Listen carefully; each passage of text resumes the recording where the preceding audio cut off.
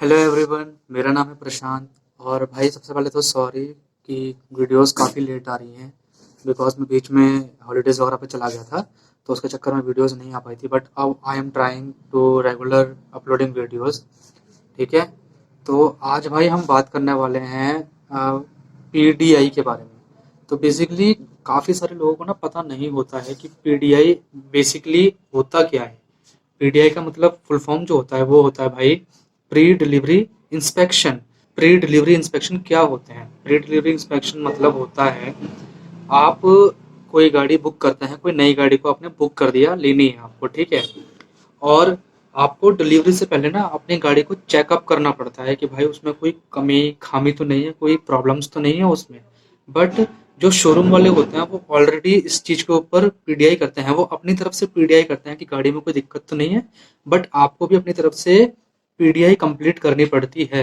और PDI complete करने के लिए, यानी कि पीडीआई करने के लिए आपको ऑलमोस्ट 4 से 5 घंटे इन्वेस्ट करने ही करने पड़ेंगे। ऐसा नहीं है कि हाँ गए बाहर से देख लिया, गाड़ी ठीक लगी, ठीक है डिलीवरी दे दी। क्योंकि अगर एक बार गाड़ी का रजिस्ट्रेशन हो गया, फिर उसके बाद आप गाड़ी चेंज नहीं करवा सकते। तो उससे ज़्यादा अच्छा है कि आप रजिस्ट्रेशन से पहले ही पीडीआई करवा लो या पीडीआई कर लो। ठीक है। अब पीडीआई करने कैसे होती है वो मैं आपको स्टेप बाय स्टेप बता दूंगा कि कैसे करनी होती है इसी वीडियो में। तो पीडीआई करने के लिए सबसे पहले अपने शोरूम पे जाएंगे डिलीवरी से पहले, और या एक आध दिन पहले चले जाएं और उनको बोलें कि मुझको अपनी गाड़ी की पीडीआई करनी है, जो गाड़ी उन्होंने आपको अलॉट करके दी है। ठीक है। और आप उनको पूछें कि मुझे अपनी गाड़ी कड़कती धूप में, यानी कि बाहर पीडीआई करनी है, मैं शोरूम के अंदर या लाइटिंग में पीडीआई नहीं करूंगा। अगर वो मना कर देते हैं तो आप छोड़ दें, मत करें पीडीआई। या तो आप गाड़ी कैंसिल करवा दें, या तो आप उनसे बोले कि मुझे धूप में ही गाड़ी चाहिए। और उसके बाद जब उन्होंने आपको गाड़ी दे दी, आप उसको धूप में लेके आए। गाड़ी को धूप में लाने के बाद आपको सबसे पहले पूरी गाड़ी में आंखें गाड़ करके देखना है कि उसमें कहीं कोई छोटे मोटे डेंट्स या कहीं पेंट मिसमैचिंग या स्क्रैचेस, ठीक है, तो नहीं है। क्योंकि अगर ये छोटी से छोटी चीज भी होगी ना तो आपको धूप में आराम से पता चल जाएगी। ठीक है। आपको ए टू जेड सारी चीजें चेक करनी है पेंट से रिलेटेड। उसमें कहीं छोटा सा भी स्क्रैच नहीं होना चाहिए, या फिर उसमें कहीं कोई डेंट नहीं होना चाहिए, पेंट मिसमैच नहीं होना चाहिए।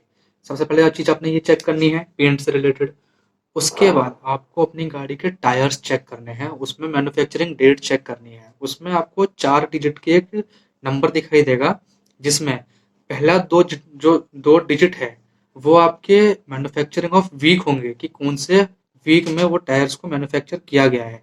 और उसके बाद जो 2 डिजिट आपकी बचती है वो मैन्युफैक्चरिंग ऑफ ईयर होंगे, यानी कि वीक प्लस ईयर मिला करके उसमें एक डेट मेंशन होती है टायर में। आपको चारों टायर प्लस स्टेपनी भी चेक करनी है कि उसमें डेट्स या मैन्युफैक्चरिंग ईयर आसपास तो है ना, कहीं ऐसा ना हो कि 6 महीने पुराने टायर आपको निकाल करके गाड़ी में दे दिया जाए।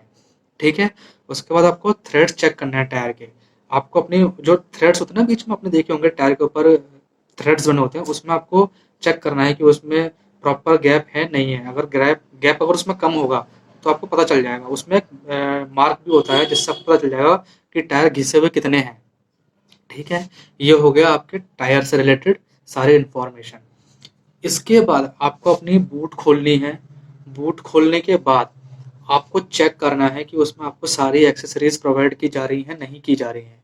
मींस उसमें आपको स्टेपनी प्रोवाइड की गई है, सारे जो टूल्स हैं वो प्रोवाइड किए गए हैं नहीं किए गए हैं।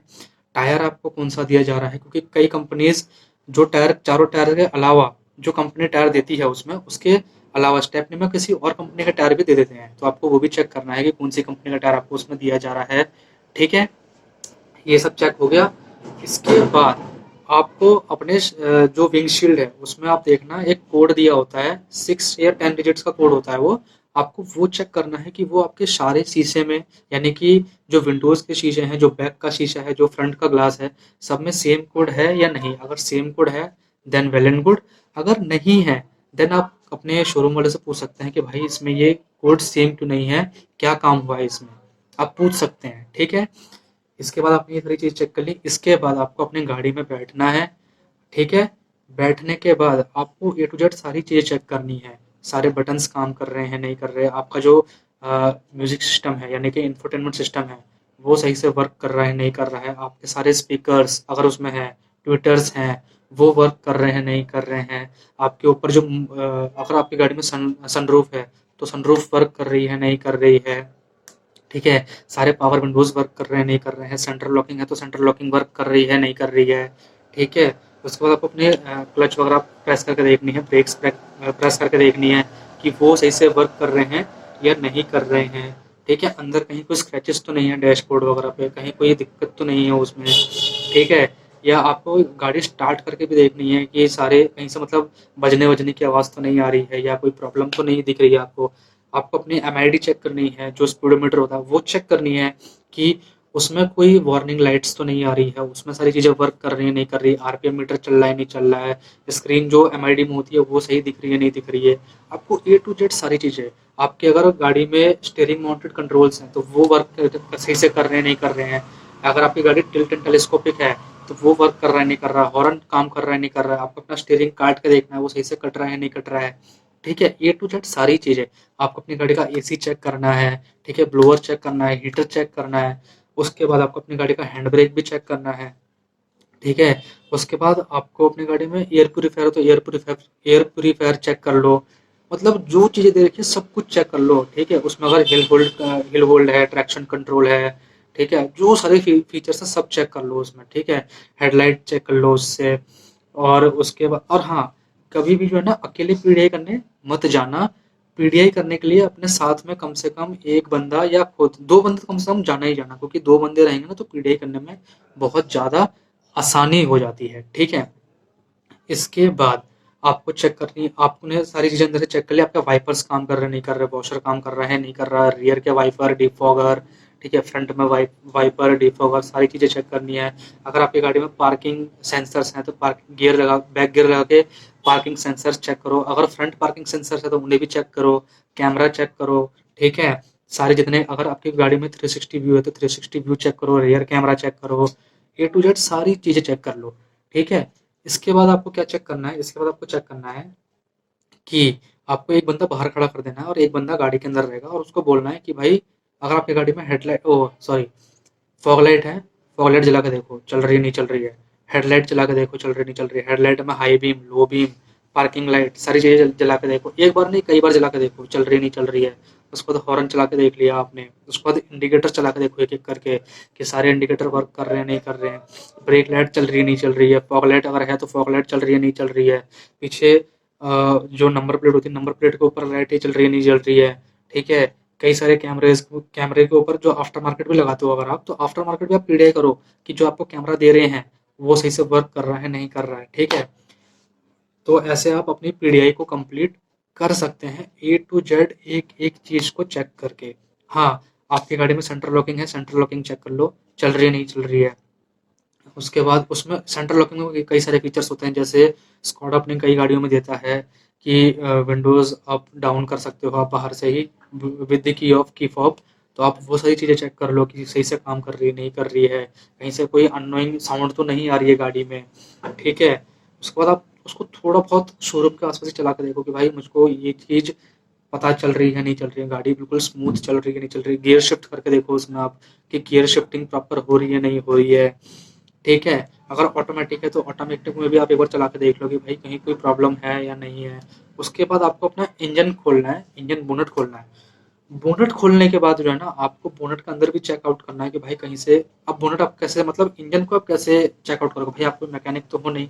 तो आपको चेक करने का सबसे ईजी तरीका है, आपको बोनट खोलना है, इंजन स्टार्ट करना है और आपको उसमें चेक करना है कि कहीं से कोई लीकेज तो नहीं है, कहीं से कोई वायरिंग कट तो आपको दिखाई नहीं दे रही है। आपको बिल्कुल अच्छे से जो है ना आंखें गाड़ लेनी है इंजन बोनट के अंदर भी। ठीक है, कहीं से कोई नट तो लूज नहीं हो रहा है या कोई आपको दिख रही है कि भाई यहाँ कुछ खामी पेशी लग सकती है, तो आप एक बार चेक करवा लो उसको। ठीक है, तो इस तरीके से आप अपनी गाड़ी का पीडीआई कर सकते हैं। तो आई होप आपको समझ में आ गया होगा कि पीडीआई को कैसे करना है और पीडीआई बेसिकली होता क्या है और पीडीआई करना क्यों ज़रूरी है। क्योंकि आजकल कई सारे केसेस आ रहे हैं कि शोरूम वाले जो है ना वो कस्टमर्स को फंसा लेते हैं और उनको मतलब कुछ डैमेज डैमेज गाड़ियाँ दे देते हैं, या मतलब कुछ भी ABC जो भी मतलब उनका कारण हो, वो खराब गाड़ियाँ उनको पकड़वा देते हैं। जैसे अभी एक केस आया टाटा सफारी का, तो आपको PDI करना बहुत ज़्यादा ज़रूरी है, और रजिस्ट्रेशन से पहले, ठीक है। और हाँ, आप अगर आपको अगर गाड़ी अलॉट हो चुकी है, तो आप उस गाड़ी का चेसिस नंबर वगैरह भी रिकॉर्ड करके रखें, ताकि जब आप डिलीवरी लें या फिर जब आप PDI करवाने जाएं, तो आपको वो सेम गाड़ी ही दें। ऐसा नहीं है कि आपको रजिस्टर के टाइम पे कोई दूसरी गाड़ी उन्होंने दी थी और PDI करते टाइम आपको कोई दूसरी गाड़ी उन्होंने दे दी है, ठीक है। तो इन सब चीज़ों का आप ध्यान रखें, तो इससे आपको फ्रॉड होने का चांस बहुत ज़्यादा कम हो जाएगा, ठीक है।